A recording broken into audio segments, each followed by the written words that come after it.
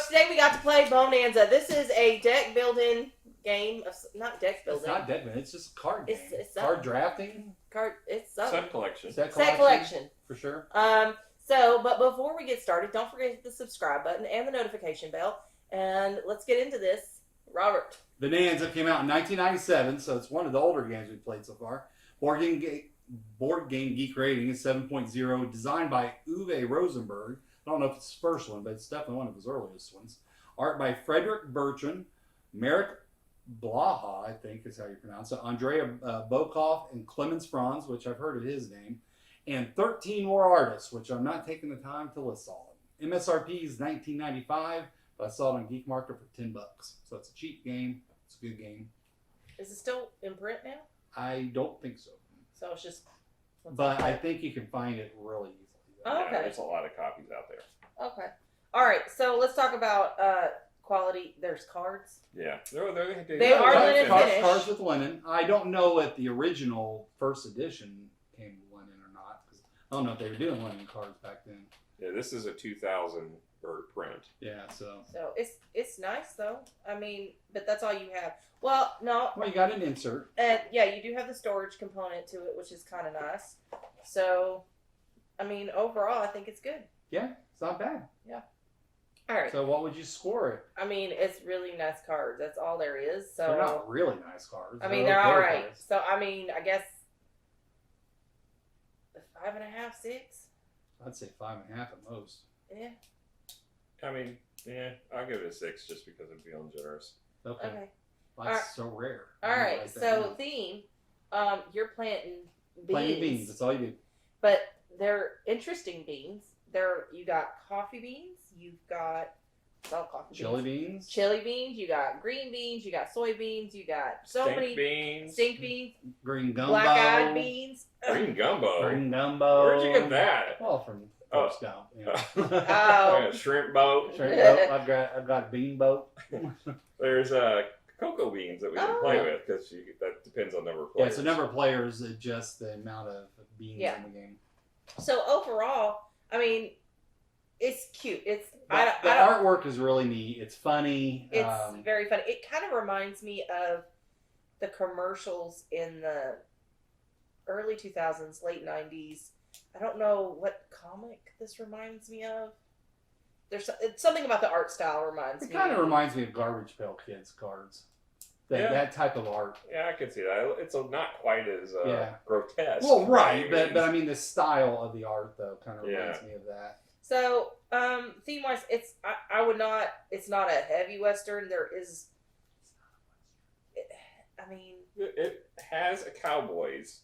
It does have cowboys. Cowboy beans. So, like on the Western scale, it's not very high. It's very low on the Western scale. I wonder how many bean farmers were out in the West, in the Old West. You're gonna have someone look that up and tell you. I think so. I think you should. Please look it up. Make comments. If you've watched Blazing Saddles, that's all they ate was beans. So. They needed it. You're right. So, score theme wise, I think the art's cute. I think it's funny. I'm giving it a 6 because of the art. I agree. 6. Yeah, that's where I am too. It's a 6. Okay, so I think we're pretty consistent there. So moving on to rules. You like these style of rules, right? Yeah, because it reminds you of the Aaliyah games. It's like the Aaliyah ones. It's, again, Rio Grande. So they've got the sidebars with the kind of the short explanations. Mm-hmm. This one wasn't as effective at explaining the setup and such, because that's one of the things is I always like to have just a quick reference to say how many cards do I have to deal out. You know, what's everybody starting? Right. This one you had to read and find in the rules and scan for it because it wasn't called out on the sidebar. Yeah, but I wonder if that's just because since it's such an older game, then maybe that really wasn't a thing. Wasn't as much of a thing back then. Well, I mean, if they got other things on the sidebars, they got the frequency of the count of cards and the contents of the game on the sidebar. That's kind of irrelevant information during the game. The cards have that though. I mean, you don't need it in the book on the side to get called out. So I'll give it a 6 on the rule book as well. I'm staying consistent. Okay, so let's talk about gameplay. So gameplay is pretty straightforward. You have a hand of 3 cards in your hand. You have to start with your field. You start with 5 cards. Oh, you're right. I'm wrong. Okay, So then you have the you can have up to 3 bean fields if For you're a playing 3-player game. for a 3-player game. So Normally you start with 2, but you have to buy the third if you Right. want it. right. So essentially you have order matters. So whatever your order of your cards are, you can't shuffle them around. Like, oh, I have 2 coffee beans. I'm going to put them together, and I'm going to have 3 of this. You cannot do that. It has to be, the You have to keep exact them in order. in the order. And as you draw them, they just have to go to the back. So it's a very important key component. So when it's your turn, you have to play the card that is the first card. No matter what, I have to play this cocoa bean. And so that means I may have to get rid of, like, okay, well, I don't have that many green beans, so I'm going to put the cocoa bean out instead. So you have to play that. So you have to play the first one. You can play the second one. You do not have to. And then from the deck, you will end up drawing 2 cards face up. I keep drawing fields because they're mixed in. 2 face up. Now, you know what? Turns out Robert has a bunch of green beans. Robert, would you like one of these green beans? I do, and I'll trade you one of your beans that you got planted so I can get that. Yeah, I need coffee beans. I'll give you a coffee bean. Did this for just turn into a role-playing game? That's right. Okay. That's right. So there you go. So once you then But once you get rid of the 2 cards, once you get rid of 2 cards, they go over to the side so that you can plant them at the end of the round. So once you get rid of those 2, then you can choose to trade what is in your hand with other players. Hey Robert, I noticed that you took that green bean. I've got 2 others in my hand. what do you got for me? What do you got for me? And right? that's important because that allows you to affect that card that you have to plant at the beginning of your next turn.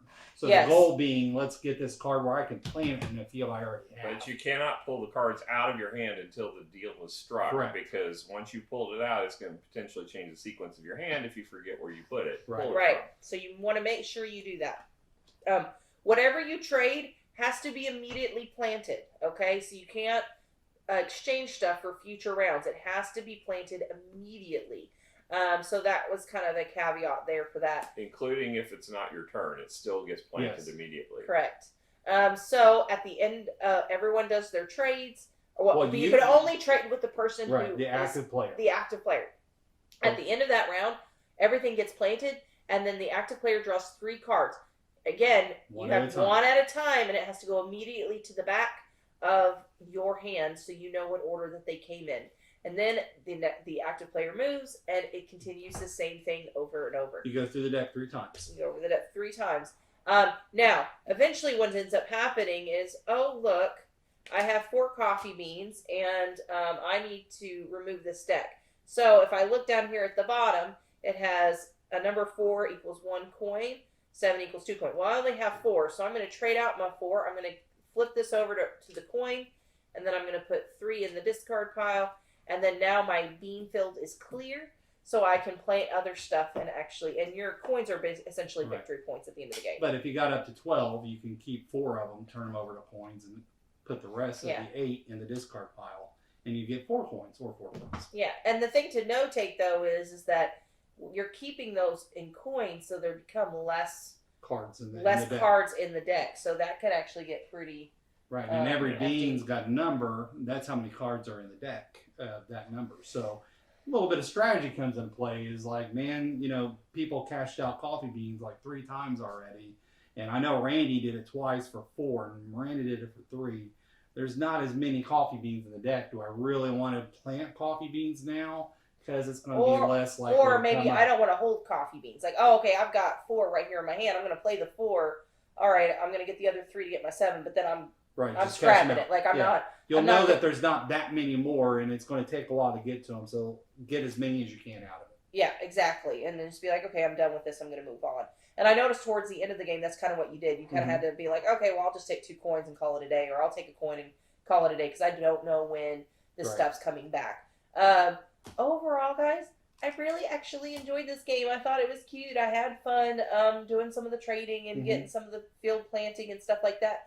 It is a shorter game. I definitely would call this light. Oh, it's a light game for Yeah. sure. It's a great introduction game. This is right up there. I love to teach this game, like Ticket to Ride, Bohnanza, Colorado, if you haven't heard of that one yet, that's another one at this level that are just great games introduced to non-gamers. Yeah. So obviously, I really do like this. In fact, I would like to play this with my family.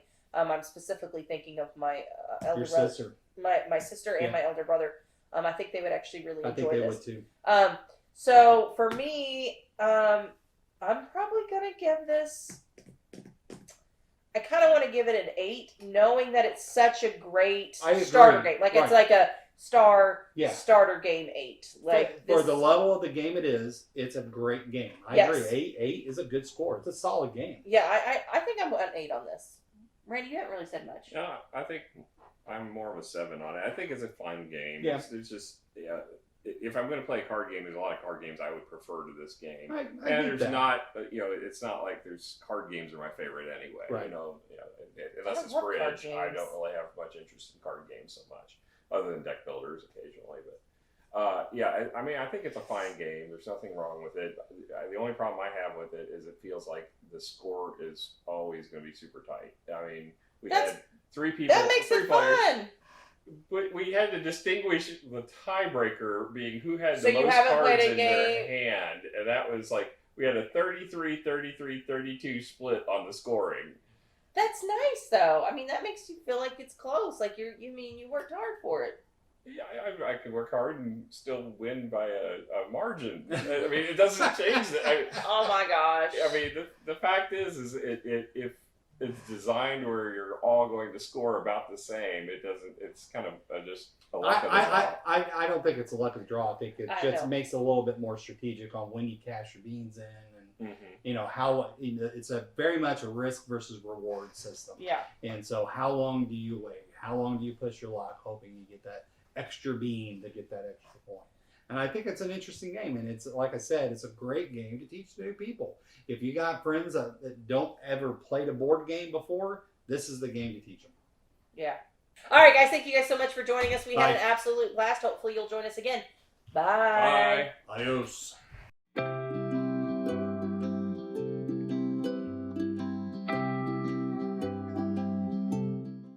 It's just that without the hat, you sound this way 99.9% of the time. And then you put the hat And on, all of and a sudden, the suddenly, hat comes on. Howdy, y'all! And then it's just like it unlocks something, It breaks you guys. I feel like. and it's just funny. So I'm sorry that I laugh when all of a sudden this accent comes out of freaking nowhere. oh, we know where it comes out. It comes Comes out. out of a hat. My hat didn't come with an accent. I need to send it back.